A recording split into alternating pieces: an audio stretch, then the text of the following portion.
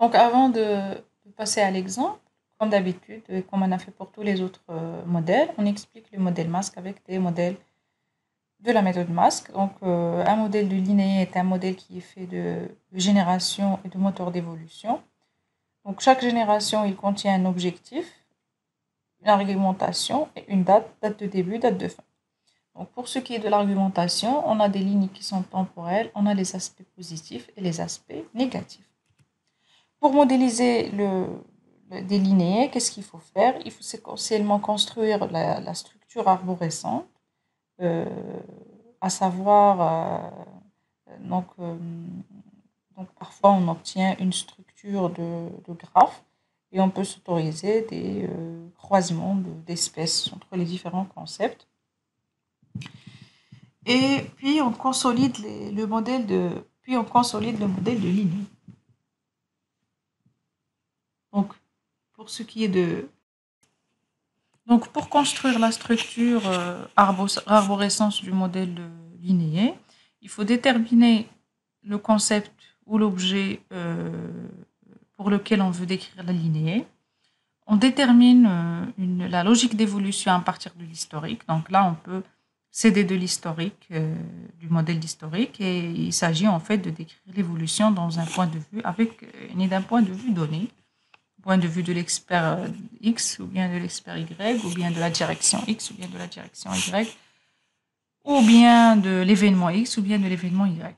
Donc, aussi, il faut repérer les générations qui sont apparues au cours du temps de ce même concept ou bien de ce même objet, et il faut repérer les branches et les points de regroupement, hein, ce qu'on appelle dans le jargon diagramme d'activité ou bien BPMN, les points de bifurcation. Donc, hein, ça c'est difficile un petit peu à prononcer, mais ça signifie des regroupements. C'est-à-dire on a deux éléments qui rentrent tous ensemble pour pouvoir donner lieu à un événement en sortie. Donc, mutation, changement, recrutement, choses comme ça. Donc, pour consolider, rappelez-vous de la tâche décomposable, consolider le modèle de lignée. Donc, pour décomposer le modèle de lignée, il faut pour chaque branche identifier les moteurs d'évolution qui ont permis le passage d'une génération à une autre génération. Donc, qu'est-ce qui a causé le changement? C'est-à-dire en matière de facteurs. Hein. Donc, le facteur qui a permis de passer d'une génération à une autre génération, par exemple, l'apparition d'une nouvelle technologie ou bien le déploiement d'un nouveau système.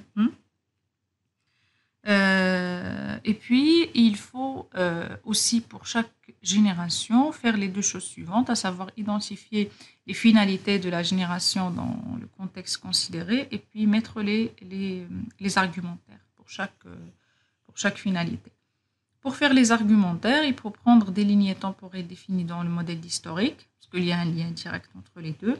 Et puis, il faut identifier les apports positifs et identifier les apports négatifs pour chaque séquence temporelle. Voilà, donc on va zoomer sur le descriptif pour une génération donnée. Donc, pour la génération 1 du concept tel. Donc, on va définir des objectifs, objectif 1, objectif 2, objectif 3. Et puis, pour chaque élément, donc, on va faire les aspects positifs. Donc, on fait de l'argumentation, donc aspect positif et aspect négatif de chaque élément. Donc, ça, c'est l'argumentation du modèle de lignée. Donc, bien sûr, il faut reprendre ce qu'on a mis sur notre diagramme, sur notre modèle de lignée, et puis faire cette argumentation pour pouvoir trouver plus de détails par rapport à chaque élément. Prenons cet exemple de modèle de lignée qui part toujours de la méthode masque, ça, comme j'ai dit, pour vous éviter les slides d'historique et le blabla hein, qui décrit la méthode et comment ça marche. Donc, comme vous voyez sur les étiquettes, on a les objectifs.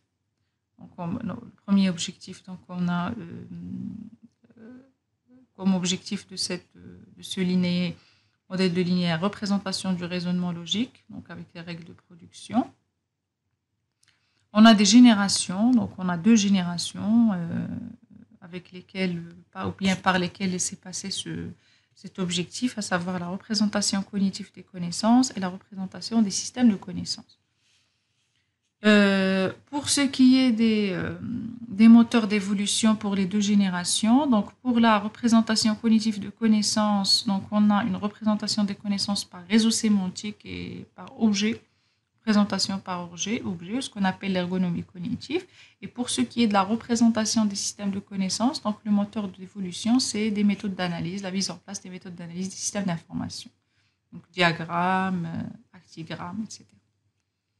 Et pour chaque objectif, on a un argumentaire ou bien une argumentation. Donc, comme vous voyez, l'argumentaire, il est fait de deux parties. Donc, la partie descriptive et puis la datation. Donc, l'intitulé et la datation, date de début, date de fin.